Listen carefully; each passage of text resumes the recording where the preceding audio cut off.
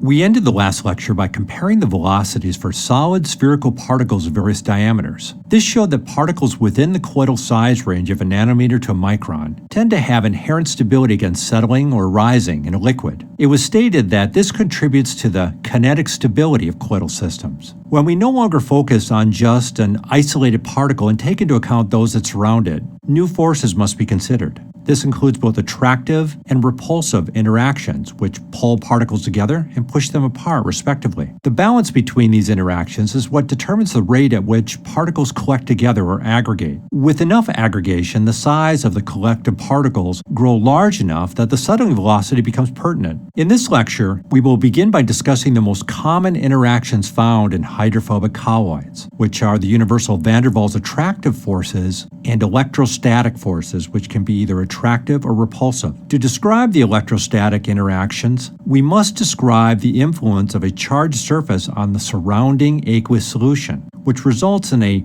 broad layer of counterions, the so-called diffuse layer, which neutralize the surface charge. The combination of the charged surface and diffuse layer form what's referred to as the electric double layer, which will be summarized initially with the Gouy-Chapman model. We begin by defining some terminology, which will be used throughout this chapter. Aggregation is the process by which colloidal particles, two or more, bind together to form aggregates. When a colloidal sol becomes unstable, that is, when the rate of aggregation is no longer negligible, this process is labeled as either flocculation or coagulation. The distinction is not universal, but most practitioners associate flocculation with the formation of loosely bound particles or flocks, and coagulation with more tightly bound particles or coagulum. The importance of this distinction is in the strength of the formed structures. Floc consists of loosely bound particles that are easily redispersed, a process known as deflocculation, while coagulation is considered an irreversible process forming structures of much higher cohesive strengths. The merging between particles or between particles and a bulk phase is referred to as coalescence for gases and liquids and sintering for solids. This is often the next step in the destabilization of a hydrophobic colloid. In foams, extensive coalescence between bubbles releases the trapped gas, leading to the failure or breaking of the foam. In emulsions, extensive coalescence forms macrophases, which, depending on the density of the dispersed liquid, will rise to the surface of a liquid, a process known as creaming, or undergo sedimentation, eventually producing phase separation. Aggregation results from collisions between particles, and the rate of aggregation is determined by the frequency of these collisions and the fraction of which result in particle binding. As discussed, the movement of particles in a hydrophobic colloid and thus their tendency to collide is due to Brownian motion and to a lesser extent sedimentation. Also important is convection, due to the transport of the colloid or its mixing. Our discussion will not focus on factors controlling the general movement of particles. Rather, we will examine the factors that determine the success or failure of a collision to bind particles together. That is, our focus is on the colloidal interactions, which act over a very short distance, less than about 10 nanometers. There are a number of interactions that can come into play as particles approach each other at nanoscale distances. This includes van der Waal, electrostatic, steric, hydration, hydrophobic, and polymer bridging. For our discussion, we will break these interactions down into two groups, DLVO and non-DLVO interactions, the meaning of which will become clear shortly. The combined energies of the interactions present gives rise to a total interaction energy possessing a maximum known as the energy barrier to aggregation. It is this energy barrier that governs the rate of aggregation and thus the stability of the hydrophobic colloid. We previously introduced the interaction energy for two molecules in a vacuum, which is the variation in potential energy due to the relative proximity of the interacting species. The total interaction energy is the sum of contributions from both attractive energy, which lowers the potential energy, pulling the molecules closer together, and the repulsive energy, which raises it, pushing the molecules apart. For colloidal particles, this same description applies. The interaction energy is the change in the potential energy resulting from the interaction between the two particles. The attractive energy is what pulls particles together when they get close enough, promoting their binding or aggregation. The separation distance used here is not the distance separating the centers of the particles as used with atoms and molecules. Instead, It is the separation distance between the particle surfaces along a line that connects their centers, which is designated here with a lowercase d. The attractive energy is dependent on separation distance and decreases sharply as particles are within a few nanometers, providing a sharp increase in stability. Keep in mind that the attractive energy between particles does not cause the collision, but it does determine to a great extent the outcome of the collision. An attractive energy of greater magnitude results in stickier collisions and a higher probability that particles bind together or aggregate. Reducing the strength of such interactions lessens the rate of aggregation, providing for greater colloidal stability.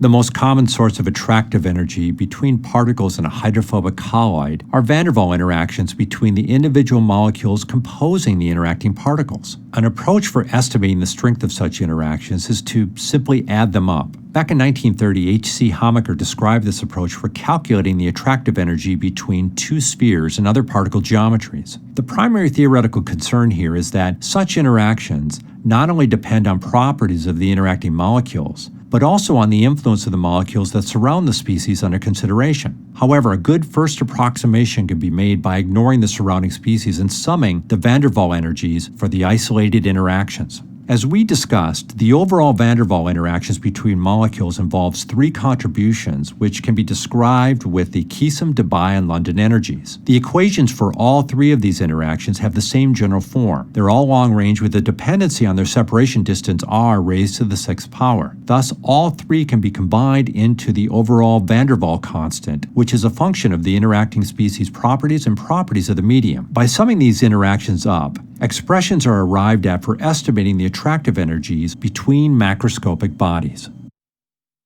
Here results for the approximate approach proposed by Hamaker are shown for various ideal geometries, including two spheres, a sphere and a plate, two parallel plates, and cylinders at two different relative orientations. The expressions are provided using radii rather than diameter but can be easily converted. More importantly, these are the reduced expressions assuming that the separation distance between the surfaces is considerably smaller than the dimensions of the bodies, which is reasonable for our discussion given that we are most interested in what happens when the particles are separated by just a few nanometers when the colloidal forces kick in. The prime used for two of these expressions indicates values are dependent on dimensions of the particles, for example, the areas of the interacting plates and lengths of the interacting cylinders. The key parameter in the listed expressions is the Hamaker constant, indicated here with an uppercase A. The Hamaker constant is independent of geometry. It characterizes the general strength of the sum van der Waals interactions between materials.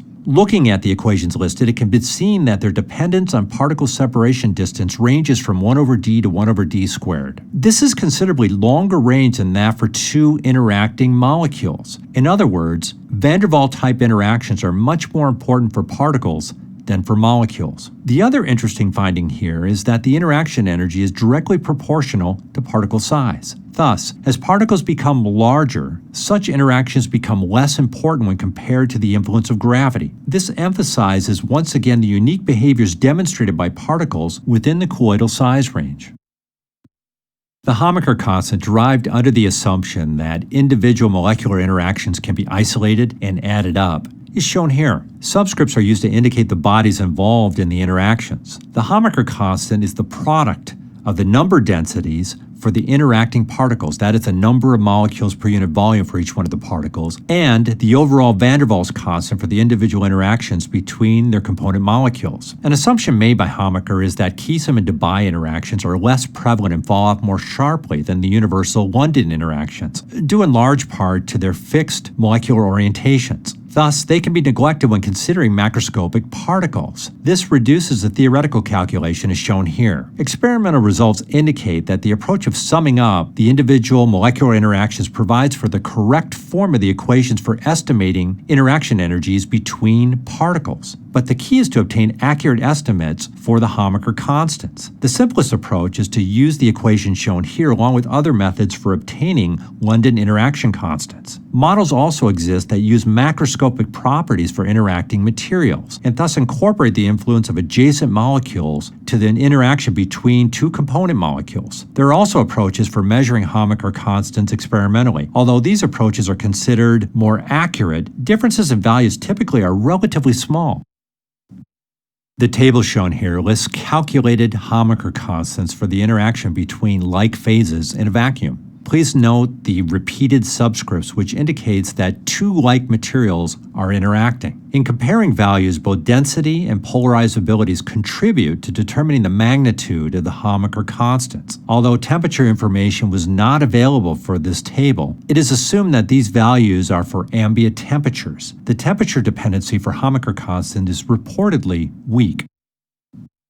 This is a straightforward example showing how to use the provided equation to calculate the Hamaker constant for the interaction between two like bodies in a vacuum. The example provides you with the London dispersion constant for carbon tetrachloride. So this is a value you would find in a table of physical properties for materials. It also provides you with the number density for carbon tetrachloride, which you could calculate from its mass density. And then it's simply a matter of just plugging the numbers into the equation I provided you. For hydrophobic colloids, we're usually concerned with the interaction between bodies in a medium, in water. So let's discuss how to estimate Hamaker constants for the interaction between two bodies, body 1 and body 2, taking place in a medium which we designate here with a 3. A reasonable estimate for this, using values for the interaction between components in a vacuum, is provided below without proof. First, notice the subscripts for the term on the left, 1, 3, 2, which indicates that body 1 is interacting with body 2 in medium 3. Now, the terms on the right-hand side of the equation are all for interactions which are occurring in a vacuum. A problem we have with using this equation is that we have not yet discussed estimating Hamaker constants for dissimilar bodies in a vacuum involving asymmetric interactions. There are various approaches for doing this. As was done previously, we will average the molecular interactions using the square root of the product of the Hamaker constants, which provides for a simple estimate that is reasonably accurate. With this, we have what we need to make the estimates for the Hamaker constants for bodies interacting in water. Although it may not be immediately apparent, the equation shown here indicates that Hamaker constants in a medium are usually diminished due to the higher dielectric constant. It is even possible that an attractive interaction in a vacuum can become repulsive when it takes place in a medium. Let's work through an example demonstrating how to calculate the Hamaker constant for an interaction between bodies taking place in a medium. Here we're asked to calculate the Hamaker constant for two bodies made up of polymethyl methacrylate, or PMMA, taking place in an aqueous solution, and to compare it against the value found for the same interaction taking place in a vacuum or in air. We begin by finding the Hamaker constants for the interaction between polymer particles and water particles taking place in a vacuum. This is in the table that we went through earlier. These are the A11 values. With these values, we can then estimate the Hamaker constants for the asymmetric interaction between water and PMMA taking place in a vacuum. With this value, we have what we need to calculate the Hamaker constant for the interaction between PMMA particles occurring in an aqueous medium. It is found that the Hamaker constant for this interaction is more than an order of magnitude lower than the Hamaker constant for the same interaction occurring in a vacuum or in air. This type of drop is pretty typical. At this point in the lecture, you should feel comfortable locating Hamaker constants in the table or estimating them with information on density and London interaction constants. You should also be able to use these values to estimate the attractive energy as a function of separation distance for a few of the basic geometries both in a vacuum and in water. As with molecules, the total interaction energy for macroscopic bodies is the sum of the attractive and repulsive energies. So we next address the repulsive part of the interaction. There are multiple mechanisms by which particles or macroscopic bodies can repel each other. Our focus will be on arguably the most common in commercial systems in nature, which is electrostatic repulsion. Unlike molecules, the onset of significant repulsive forces does not require the overlap of electron clouds. For approaching particles, the repulsive energy results from interactions between charges and polymeric chains associated with the particle surfaces. These interactions occur over a much greater length scale, but do require a relatively small separation distance of maybe 1 to 10 nanometers before such interactions become significant.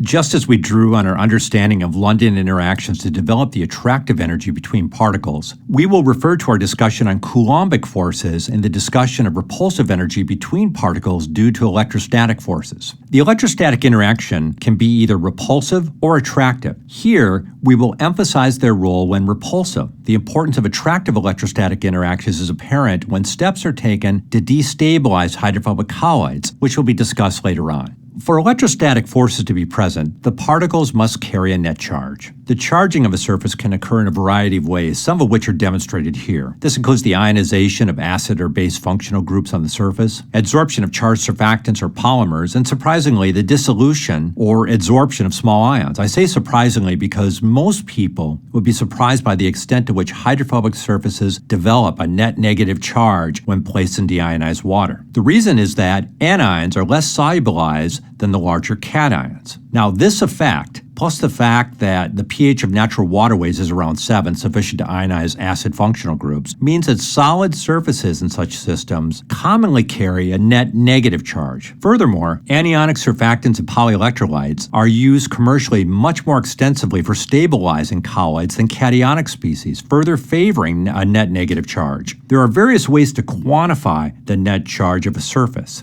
Here, we will use the surface charge density, which in SI units is reported as coulombs per square meter. When a surface develops anionic charge in water, surrounding ions move to neutralize the surface. Prior to our discussion of models for this region, let's review some basic electrostatic concepts which were discussed previously. Consider a collection of charges in three-dimensional space, which we will represent with this cloud. A given location or a point P in this distribution of charge is uniquely specified using a Cartesian coordinate system. If an infinitesimal positive point charge, a charge so small that it does not modify the charge distribution, is placed at point P, it will experience a net force, a vector quantity, characterized by both magnitude and direction. This force can be used to define the electric field at point P, which is also a vector quantity with SI units of newtons per coulomb. That is, it's the force per unit charge acting at P. The same approach can be used at all points to define the electric field for the entire three-dimensional charge distribution. The relationship shown here is between the electric field and electric potential, a scalar quantity. The electric potential is the change in potential energy for moving our infinitesimal positive point charge from infinity to a point P. It has SI units of joules per coulomb. The relationship between force, the electric field, and potential energy, the electric potential, should not come as a surprise to you. Electrostatic forces are conservative, and thus the charge would be expected to experience a force to move it in a direction that will lower its potential energy. By using the electric field and solving the equation shown, the electric potential over the entire three-dimensional space is determined. One last quantity that should be defined before we start a discussion on the electric double layer is the charge density. It should be of no surprise that this is the net charge per unit volume defined for a given point, P.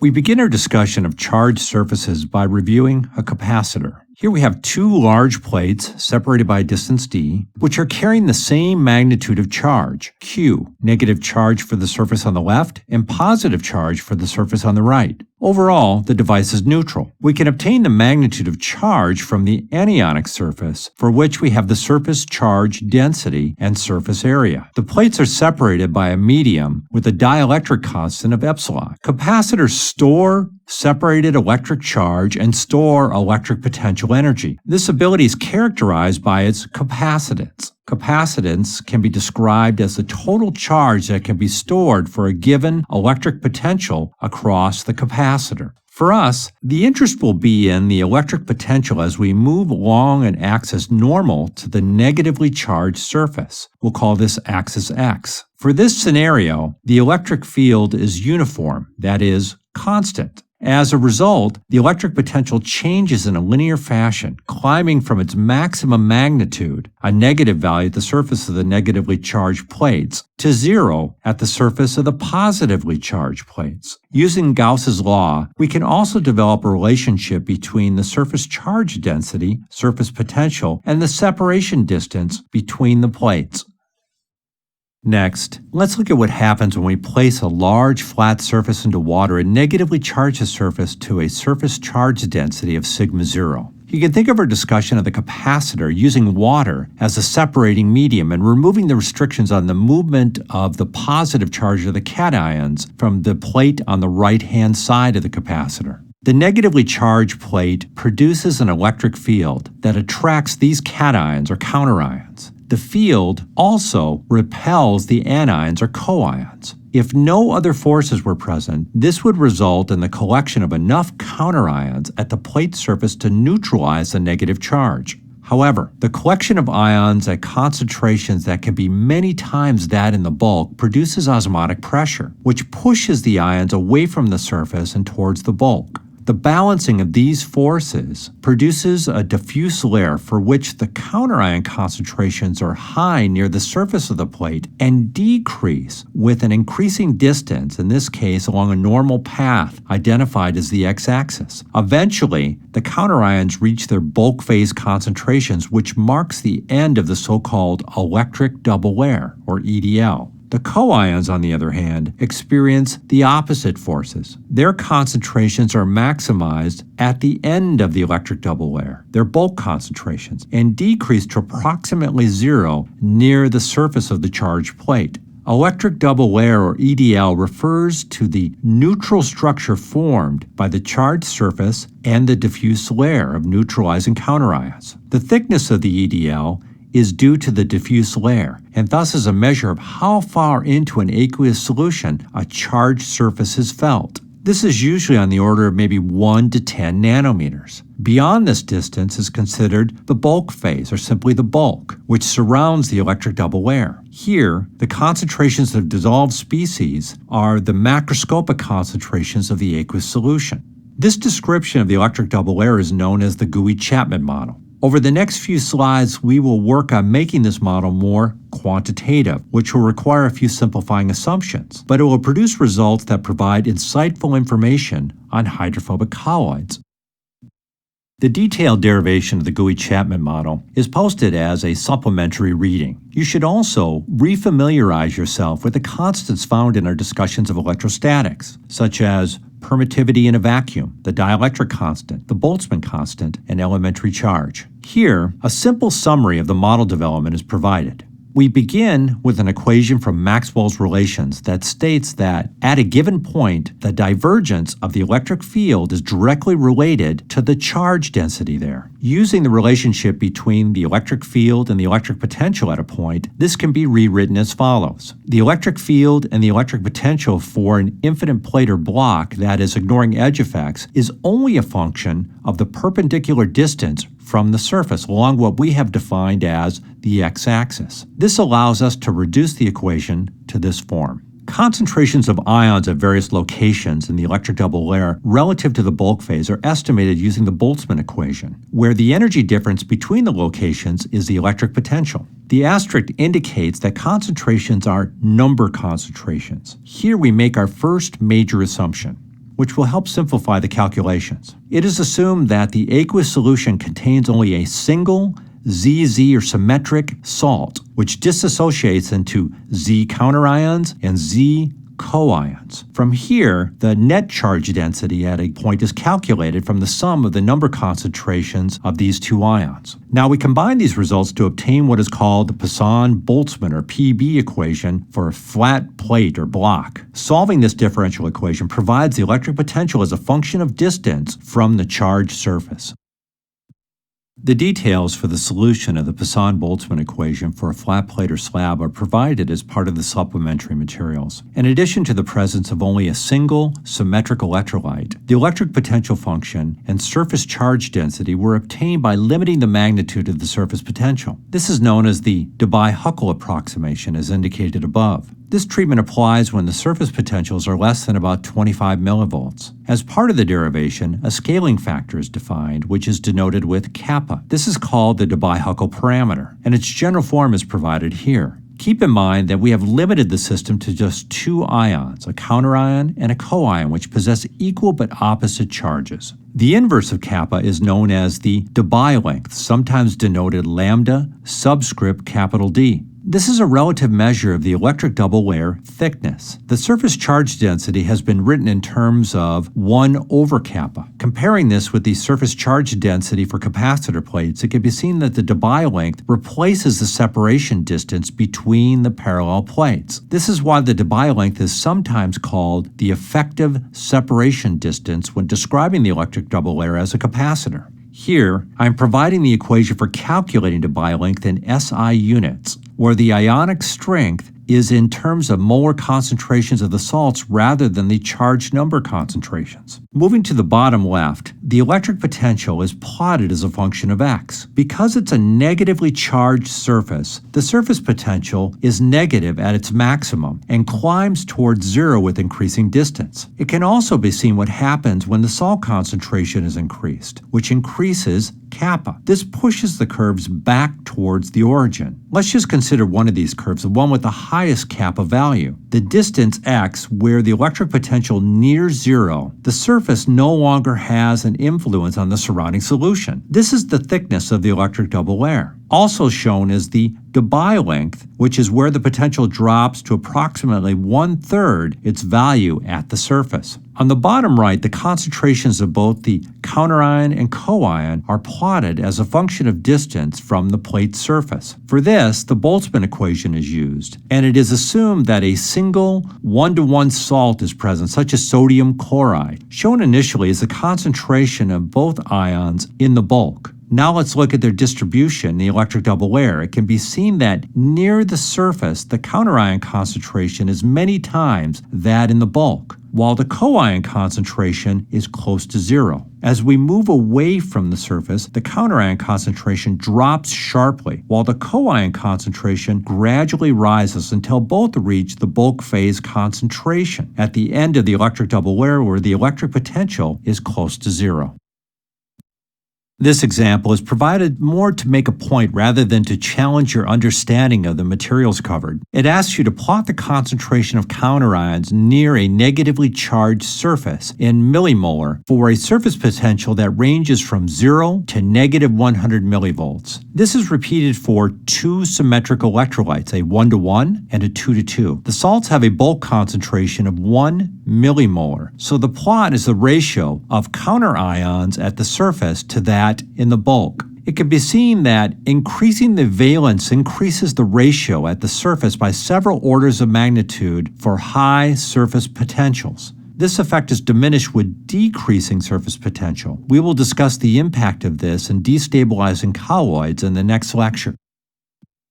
Now that we have a better understanding of the size and nature of the electric double layer, let's discuss how it helps inhibit the aggregation of colloidal particles. That is, its role in determining the repulsive energy when particles approach each other. We begin with a qualitative description. The schematic here shows two flat plates or slabs approaching each other. Each surface carries a negative charge and thus both have a negative surface potential. When the separation distance is much larger than the Debye length, the potential for each plate or slab rises to zero between the surfaces, and their electric double layers do not overlap. That is, the surfaces are not close enough to influence each other. As the separation distance nears the Debye length, the electric double layers begin to overlap, which produces a combined EDL, which includes the entire volume between the surfaces, described by a single electric potential function. This function passes through a maximum, where the derivative for the electric field with respect to distance is zero. This is important because it means there exists a layer of solution located midway between the surfaces where there is a non-zero electric potential but no electric field. So there is a high concentration of ions relative to the bulk phase, but no electrostatic forces resisting osmotic pressure that wedges in midway between the surfaces. This high pressure pushes in all directions, pushing outward on the surfaces, acting as a repulsive force. Now let's develop a more quantitative description. We begin by estimating the ion number concentration located at the midpoint between the two plates or slabs at d/2. With the assumption of a single symmetric electrolyte, this results in a relatively simple expression that can be reduced to an equation involving the hyperbolic cosine. The function shows that the greater the midpoint potential, which increases with decreasing separation distance, the greater the concentration of ions, and the relationship is hyperbolic, meaning it climbs up sharply. Assuming an ideal solution, the osmotic pressure is simply the concentration multiplied by the Boltzmann constant in absolute temperature. The difference between the osmotic pressure between the plates and that for the surrounding bulk solution is the pressure being placed on the plates. Next, we need an expression for the combined electric potential at the midpoint. There is no analytical solution for this, but a simple approximate approach is to assume additivity. If the electric potential at the midpoint is assumed to be small, which we will see is not a bad assumption, the expression for the pressure drop can be expanded to produce the simple form for the pressure difference shown here. To obtain the repulsive energy, the pressure difference is integrated from a separation distance of infinity to d. It is important to remember that this is the energy per area. Thus, the plate areas are required to obtain the actual increase of potential energy for a given separation distance. This example asks that you plot the repulsive energy as a function of separation distance from 0 to 10 nanometers for two parallel plates interacting in water at 25 degrees Celsius. The plates both have a surface potential of negative 25 millivolts, and the water contains 0.1 molar of a 1-to-1 electrolyte. This is a straightforward calculation, but a bit of information is required. The key equations are listed first, which includes the equation for the repulsive energy found under the assumption of low surface potentials, and the equation for the Debye-Huckel parameter, kappa. Conditions and physical constants for the problem are listed on the right. The results are plotted below this. Because we're working with plates or slabs, the energy is reported per unit area. It can be seen that the repulsive energy tends to be longer range and climbs less sharply than that for molecular species. In the next lecture, we will start combining attractive and repulsive energies to obtain total interaction energies between particles. This completes Lecture 2.